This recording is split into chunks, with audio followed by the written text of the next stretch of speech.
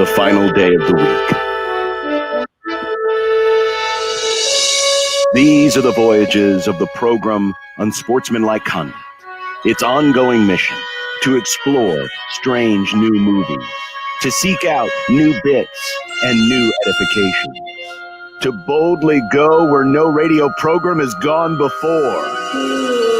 Well, Kent's Movie Club. It's El Kent's Movie Club. El Kent's Movie Club. It's El Kent's Movie Club. Yes, it is. Good to be back, and we welcome in our good friend Kent Wolgamon of the Lincoln Journal-Star. Good Friday, Kent. Hello. How are things going? Well, fine now. I just had a momentary panic because my computer decided this would be a really good time to update all the Adobe software on it. No. I thought you were going to say the panic was that you had to watch The Square again. Well, as you can see, we're going five-way today. Chance is in the studio. Stibbs, of course, remoting in from home. This was his pick, so we made him show up. We made him show up for this one. Stibbs, go ahead. Just get us started. This I honestly don't. That's all I know. I don't know what to say. I don't know what it was about. I don't know what the point of it was. I don't know. I don't know much of anything of what I just saw. I know it's about an art gallery and a new exhibit that everyone seems to think is way more important than it really is, which is like most art exhibits. And a lot of weird stuff happens that doesn't seem to have anything to do with the art exhibit, and then it ends out of nowhere. And then how about that dinner scene? Am I right? That's about it. I think it was supposed to be funnier in moments. I think it's satire. They're definitely. I think they're making fun of him, right, Kent? Absolutely. Yeah. Okay. But it was hard to pick up. Take it away, Garrett. Let me see if I can explain this. All right. This is a very dark art world satire. Okay. And if you know anything about the art world, it's pretty effective. In fact, I had this in my top foreign language film movies for 2017. Okay. The director, whose name is Östlund, I believe he's Swedish, actually did this art project, The Square, himself before he made the movie. But the point is to like skewer the art elite while, raising some real issues about class and, political correctness and all of those kind of things. A lot of the stuff in the movie really happened. Like the getting pickpocketed and losing the phone, that happened to the director at outside an art museum. But he took that then and used it as this device to make this curator come into contact with people that he would rather not be in contact with, even though he's standing up in the museum talking about how we have to represent all the underprivileged and we have to do all of this. And it's the same sort of satire aimed at, we want this area where you can be trusted and everything, and yet they turn the promo for it into a violent thing, right? Everything is that way. The performance artist is one of the guys who was actually in the monkey suits in Planet of the Apes, is where they got him. And that sort of thing also happened at a dinner somewhere in Europe, it wasn't a guy in a monkey suit, but it was performance art gone awry. And so all of those things sort of spin together. And like I say, if you know something about the art world it really, I think, is an effective satire. If you don't, or you don't care, you're going to end up like Stibbs and go, what the hell was that? Yeah, so it's funny, Kent, because, and I told this to John because I know he broke it up into a couple of viewings. I thought the first 90 minutes were actually pretty solid, and I thought that they were pretty funny. I thought the thing with the art exhibit of the rocks and the janitor accidentally vacuums it up. Like every time they showed it leading up to that, I'm like, something's going to happen with these, and I look forward to seeing what it was. I thought that they made fun of like the people involved with the museum really, really well, like how they're trying to design a viral thing. They're talking about the ice bucket challenge. And so you can see the smarminess of these people as they're trying to, quote unquote, raise awareness for things. It just, I don't know, it kind of lost me in the second half. Like that dinner scene, and look, it had to, obviously it's by design. It just lasted so long and it was so painful to watch that I felt like a lot of the patrons there, if you will, I was just very uncomfortable by it, and I thought it went from like funny to just way too weird for me. Which makes for an effective scene, because that's what I thought at the end of that scene too. Yeah. My heart was like in my throat, and I was all sorts of anxious and uncomfortable, and I was like, well, I mean, that's probably what this guy was going for, and he nailed it. So yeah. And the reality is, having been to enough art events, those people would sit there and go, oh, I'm supposed to like this. I'm supposed to. And they endure that kind of nonsense, know? Yeah. So, yeah, I think that makes a lot of sense. And kind of give the folks at home, because I'm guessing most of you aren't going to be going out, rushing out to watch this. So there is a dinner scene. There's a dinner scene at a fundraiser and it's your typical hoity-toity, black tie dinner, and they bring in this performance artist who is replicating an ape and is going through all of the regular machinations, and he has these I don't know, they're almost like mini crutches. They're like hand crutches, but they act like clubs. Because when gorillas or apes get angry, males, they pound the ground. And so you can just hear this boom, boom, and he's constantly going through, and he's jumping from table to table. And it finally ends when he grabs a woman literally by the hair, pulls her away from the table, one of the patrons, and it looks like it's going to turn into dare I say, a rape scene, and then people eventually just get up and attack him. But the thing went for so long. I mean, it felt like 30 minutes. It was probably 15. But I just wonder if they could have still had the same effectiveness without making it drag for so long. Because that literally was the first thing I texted Stibbs when I saw the running time, and I saw it was 2.5 hours. I'm like, really, Stibbs? 2.5 hours? Now I know why it was 2.5 hours. They could have cut that thing in half, and it would have been a 2-hour movie. Guess what? They already had cut about 40 minutes out of it. The original running time was almost over 3 hours. Oh my God. I wonder how much of it was literally that scene. I wonder how long that scene was originally. I don't know, but I remember when I saw that, I had the sort of the same. It does kind of run out of gas in the last half hour or so. And so I remember looking it up, going, "Oh, he cut it to make it move faster." I'm like, okay. It's funny too, Kent. Like one of my other criticisms, and this is just seeing the credits at the very beginning. I'm a huge fan of Elizabeth Moss. I'm a big fan of Dominic West. I first saw her on Mad Men. I know a lot of other people would remember her first from West Wing. Dominic West was famous for playing McNulty on The Wire, and I was really bummed at how little of West we got. He was in 2 scenes. The scene where it's like an interview, and then the dinner scene, and he was only in that one for like 30 seconds. And Elizabeth Moss, she had a little bit bigger role. I thought that the sex scene like afterwards was pretty funny. But I was bummed that we didn't see as much of them as I guess because they got almost first billing along with the main actor, and I don't remember his name. And the reason they got first billing over here is because they're the ones that people over here might have some chance. You're not going to know Klaus Bang, the Danish guy that plays the curator, right? Yeah. And this, remember, also was before.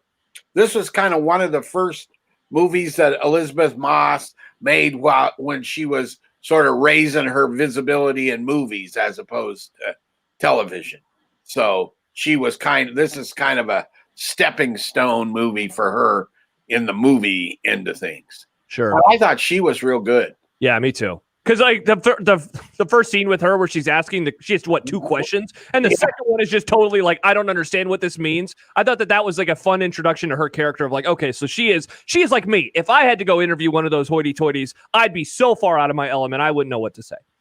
Well, let me give you a little art world secret. They don't know what they're talking about. This coming from someone who's interviewed quite a few of these folks in his time. That's art, baby. There's a lot of stuff, term I can't use on the radio coming out of there. Probably a good thing. If anyone, unless anyone else has something about this, because I did want to ask Kent about the news that came out last week, and we actually talked about it a little bit yesterday.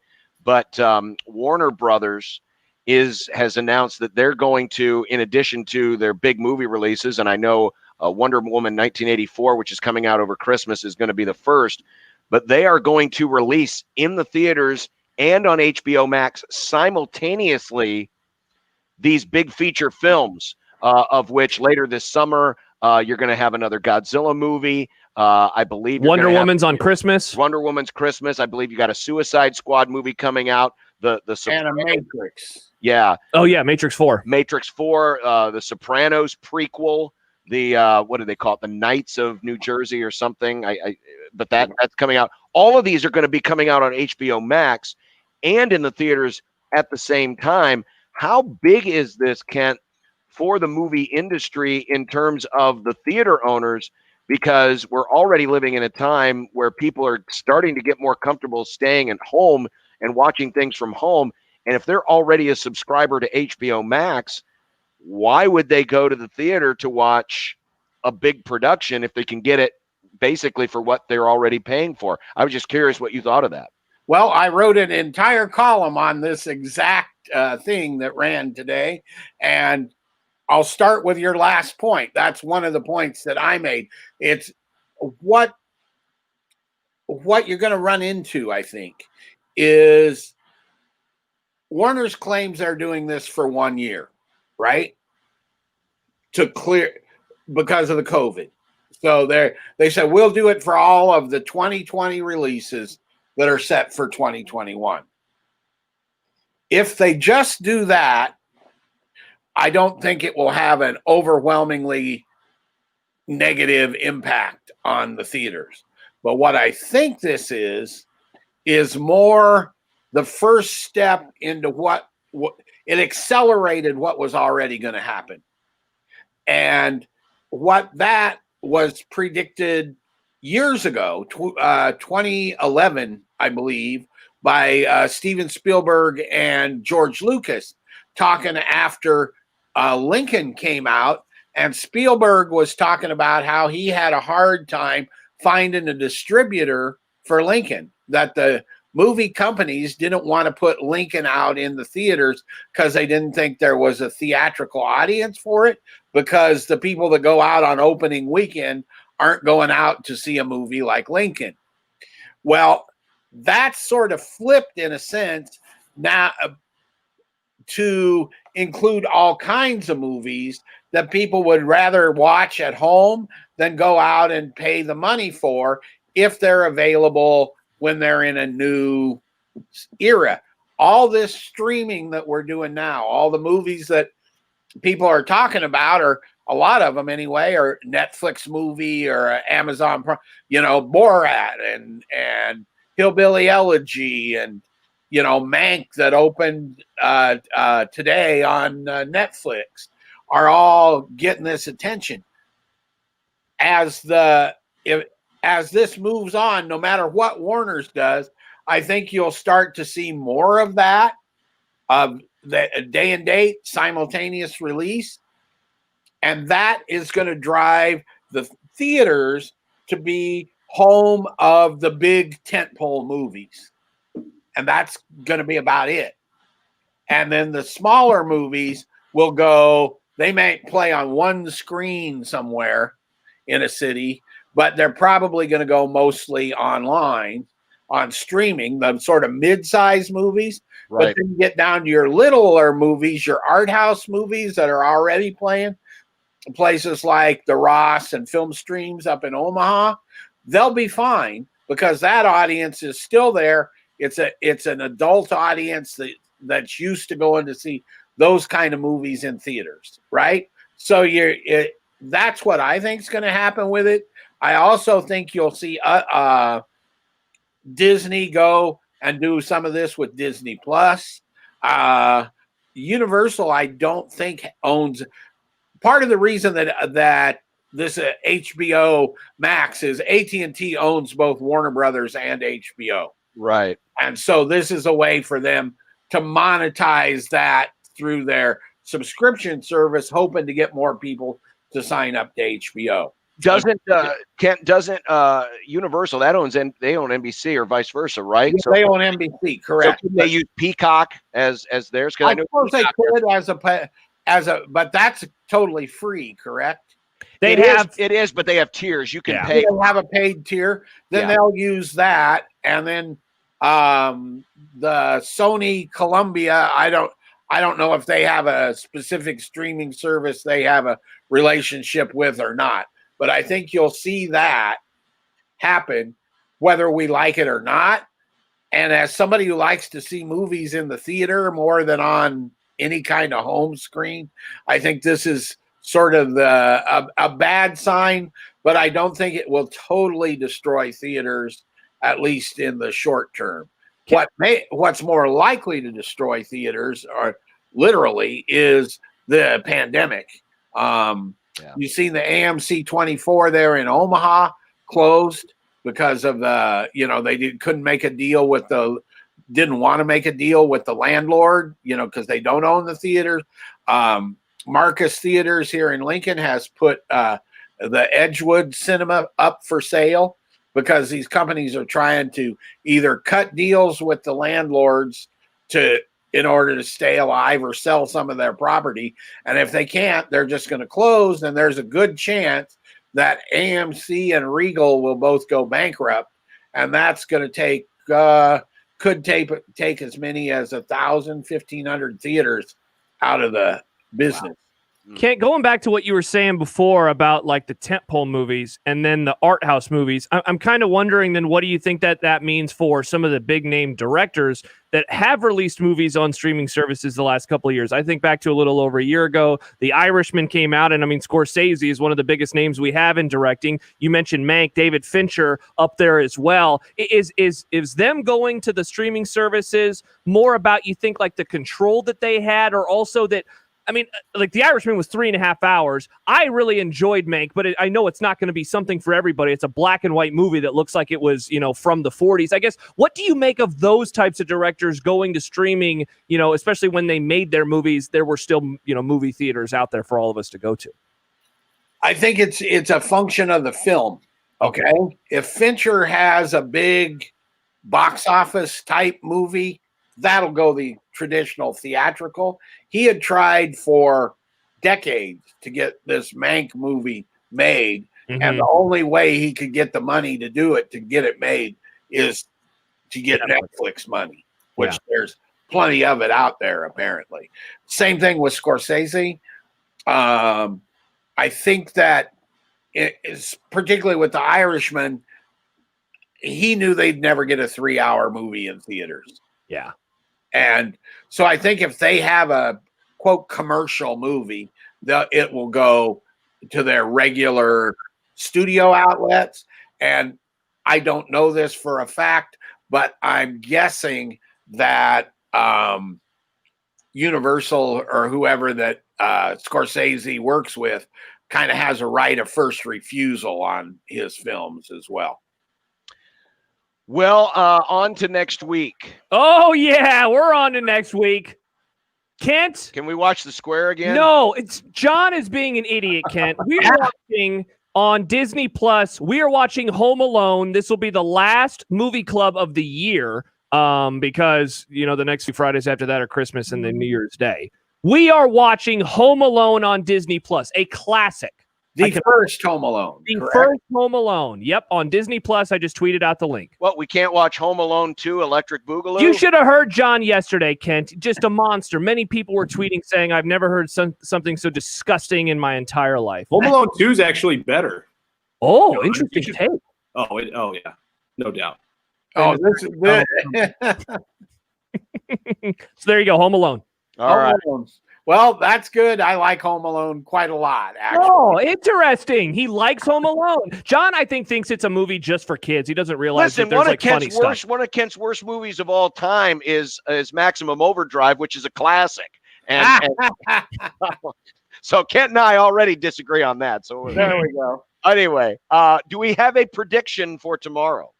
Yeah, I think Nebraska 31, Minnesota 14. If they can't beat a team that's got missing 30 players because of COVID and has, marginal defense, I think. Marginals being nice. Because, the boat is, swamped and they can row all they want, but I don't think there's much there to row. So that's why it's not that I think Nebraska is some kind of juggernaut. I think Minnesota's just plain bad and minus 30 players. You should get beat 17 even by a team like Nebraska. Well, what does Evil Kent think about tomorrow? I could see 52-38 or something like that, probably Nebraska. The game a couple years ago was almost 52-38. Yes, it was. Yes, it was. So yeah, but if Nebraska gives up 38 to these guys, oh my. All right, so next week it'll be our final one of the year due to the holidays, but Home Alone will be our film. And Kent, great to see you again. Thanks a lot for joining us, and we'll talk to you next week. See you next week. Bye, Kent. There's Kent Wogemont of the Lincoln Journal-Star. When we come back, we'll do some quick what you say. Stibbs, are you coming back for Predictions? Predictions? Sure. All right, we'll do that. And we still have a Damon Benning breakdown to get to, so stay right there. We're coming back with more in a minute on 1620 The Zone.